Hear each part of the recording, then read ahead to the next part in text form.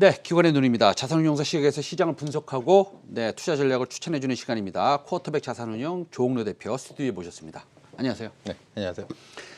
그러니까 설 이후에 금융시장이 어디로 갈지 이제 관심이 높은데 그렇게 나쁘지 않습니다. 오늘 뭐 조금 하락하고 있지만 이것이 무슨 뭐 우리가 두려움을 느낄 정도의 하락은 아닌 것 같습니다. 가장 눈에 띄는 움직임이 있다면 어떤 것들이 있을까요? 뭐 설 연휴 전후로 가장 뭐 눈에 띄고 관측되는 부분이 있다면 아무래도 뭐 채권 금리의 상승세인 것 같습니다. 연휴 중에 미국의 국채 금리 10년물 기준으로는 1.2, 30년물 기준으로는 2%를 상회했고요. 특히 어제 같은 경우도 하루에 10bp 이상 오르면서 1.3 레벨을 터치를 했습니다. 뭐 그런 부분으로 봤을 때 자칫하면 이런 지속적인 금리 상승의 움직임이 주식시장을 저해하지 않을까라는 두려움이 생길 수 있는 구간이라고 좀 판단이 되고요. 다음으로 좀 관측된 부분은 예상보다 좀 가팔랐던 국제 유가의 상승 그리고 이제 원유와 연동된 상품들의 강세입니다.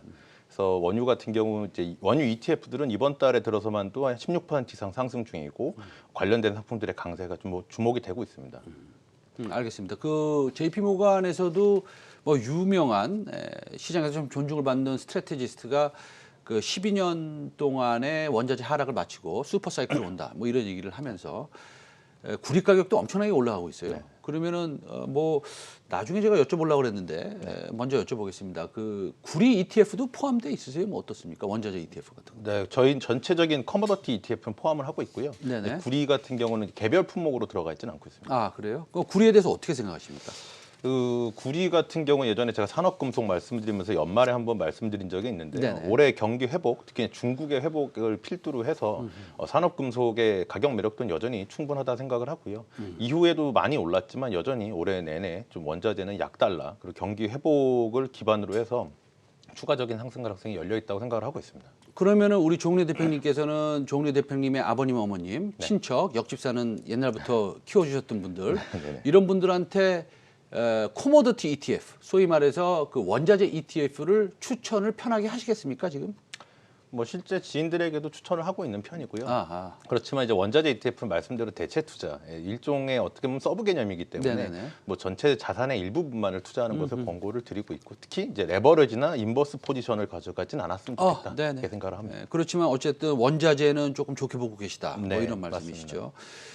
그런데 어저께도 그 미국 그 국채 금리 10년물이 그 9bp 올랐고 네.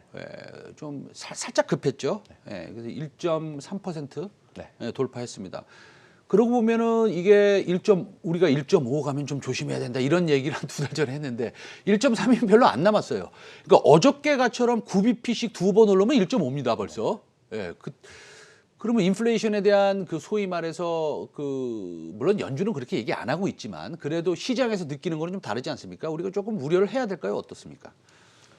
뭐 일정 부분 금리 상승폭이 가팔랐던 건 사실입니다. 어제 같은 경우는 이례적인데 하루에 10bp 이상이 튀어오른다 이런 건 네. 좀 과격하다고 생각이 되고 있고요. 그래서 뭐 두 번에 걸쳐서 10bp씩 더 올라서 1.5를 단기에 터치한다 이렇게 보긴 좀 어려울 것 같습니다. 그런데 이제 최근에 나타났던 부분들은 물론 뭐 경기 회복, 백신 접종 이후에 뭐 개선된 심리, 아니 인플레에 대한 우려 이런 부분이 뭐 결합되면서 올랐다고는 보고 있지만 뭐 이미 뭐 아까 말씀 주신 것처럼 연준에서는 일정 수준의 인플레는 뭐 단기에 그칠 것이고 이게 통화 정책의 뭐 변화로 연결될 가능성에 대해서는 가능성 굉장히 낮게 보고 있기 때문에 뭐 고압 경제를 추진하는 과정에서 일정 구간 동안 금리의 오버슈팅이라고 하는 금리가 살짝 튀어오르는 그런 구간들이 이제 주식 시장의 변동성을 만들 수는 있습니다. 그렇지만 이게 뭐 본격적인 악재로 작용한다 이렇게 보기는 좀 어려울 것 같습니다. 본격적인 악재 아니다. 네. 마음이 편합니다. 대표님. 그 오늘 FOMC 공개되죠. 네, 회의록. 그 뭐 회의록이 공개되죠. 그 회의록이 공개되는데 그 테이퍼링 이런 얘기는 없겠죠, 그렇죠? 뭐 뚜껑은 열어봐야겠지만 현재로서는 뭐 일단 1월에 회의가 굉장히 평이하게 끝났고 파월 의장이 회의 직후에 뭐 테이퍼링을 조기에 실시할 가능성이 굉장히 낮고 시기상조다라고 얘기를 했었기 때문에 사실상 뭐 연준 위원들의 개별적인 생각들도 확인은 필요하겠지만 테이퍼링에 대해서 이제 부정적인 시그널이 시장에 흘러나와서 이게 뭐 부정적 악재로 뭐 확산될 가능성이 낮게 보고 있습니다. 알겠습니다. 그 원자재 가격으로 다시 한번 돌아가서요. 우리가 원자재 가격 한번 다시 한번 차트 좀 보면서 한번 보겠습니다. 이제 그 구리도 올라가고 코발트도 올라가고 다 올라갑니다. 근데 그 이런 현상이 첫째 왜 일어나는 겁니까? 우리는 알고 싶습니다, 대표님. 일단은 기본적으로 좀 눌려 있었던 특히나 다른 것보다도 신흥국에서 눌려 있었던 경기 회복에 대한 기대감들이 자극이 되고 있는 것 같고요.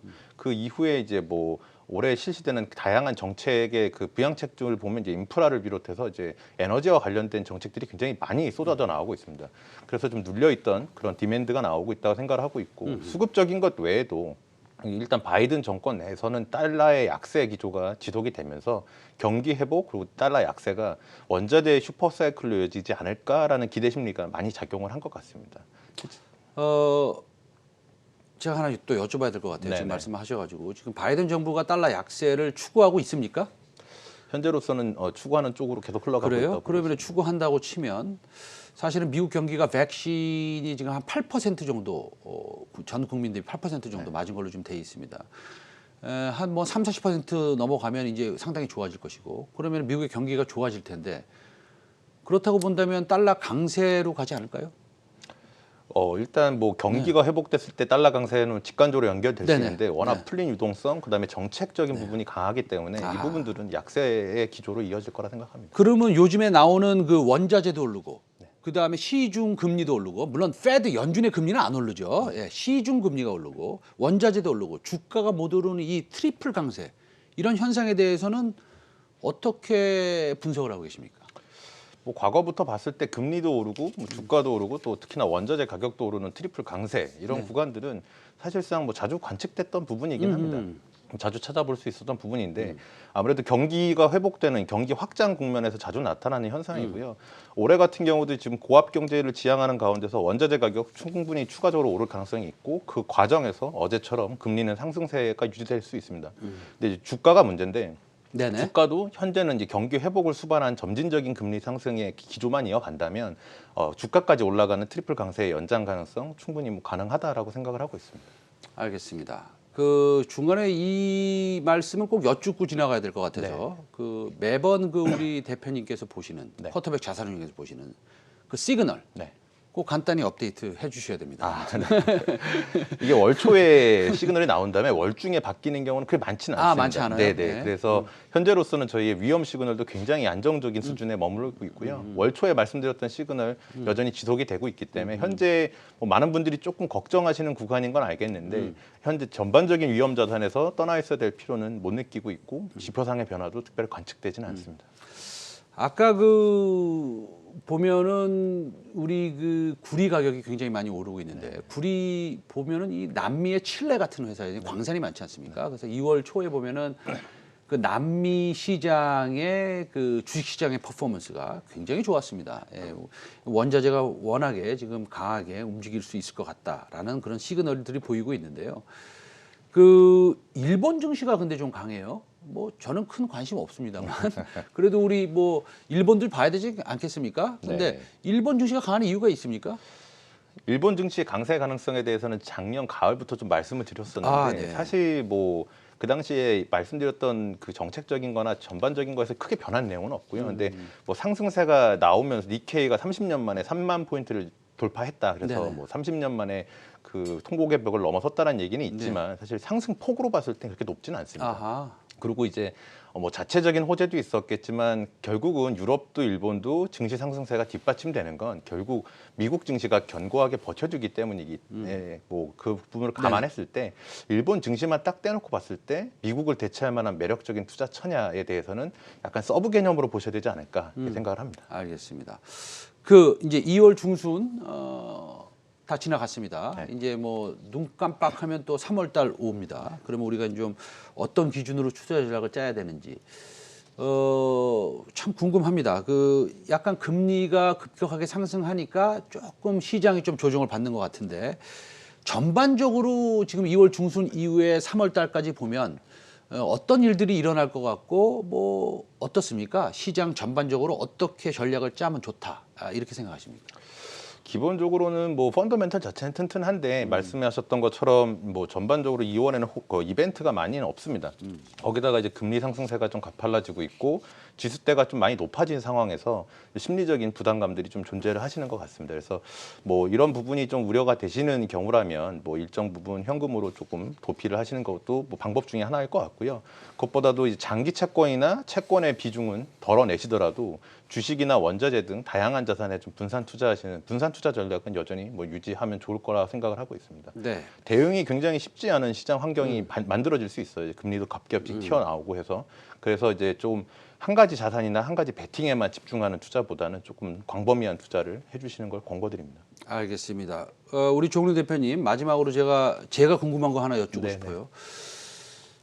어저께 말이죠. 네. 그 수출 데이터가 나왔어요. 수출 데이터가 반도체가 한 56% 성장했고 자동차 쪽은 100% 이상 성장했습니다. 근데 우리나라는 이 수출이 GDP에 차지하는 비중이 굉장히 높지 않습니까? 뭐 40%라는 사람도 있고 45% 사람도 있습니다. 근데 이렇게 엄청나게 수출이 성장을 하는데 우리가 기존에 이것은 뭐 딱 정해진 데이터는 아니지만 3,300 정도로 생각했던 코스피 타겟이 조금 변화하고 있는 것 같아요. 어떤 느낌을 가지십니까? 뭐 수출 데이터가 견고하게 나오는 건 저희 쪽의 시그널에도 영향을 주기 때문에 굉장히 좋은 부분이라 생각을 하고 네. 특히나 이제 반도체나 자동차 같은 업종에 굉장히 긍정적인 영향을 줄 거라고 생각을 하는데 그 외에 이제 금리가 상승하는 구간에서 굉장히 피해를 볼 수 있는 영역의 업종들도 있기 때문에 사실 업종별 차별화 가능성 굉장히 나타날 수 있다. 아하. 알파의 개념으로 봤을 땐 그런데 지수 전체를 들어 올릴 수 있겠느냐를 봤을 때는 사실 여기서 이제 뭐 밸류에이션을 더 준다든지 아니면 네네네. 지수대가 한반도에 점프업하는 그런 부분은 쉬워 보이지는 않습니다. 알겠습니다. 그러면 여전히 뭐 한 3,300 정도의 시장에서 나오는 그런 분석 자료를 조금 믿고 갔다라고 일단은 생각을 해보겠습니다. 쿼터백 자산운용의 조은희 대표였습니다. 오늘 감사합니다. 감사합니다.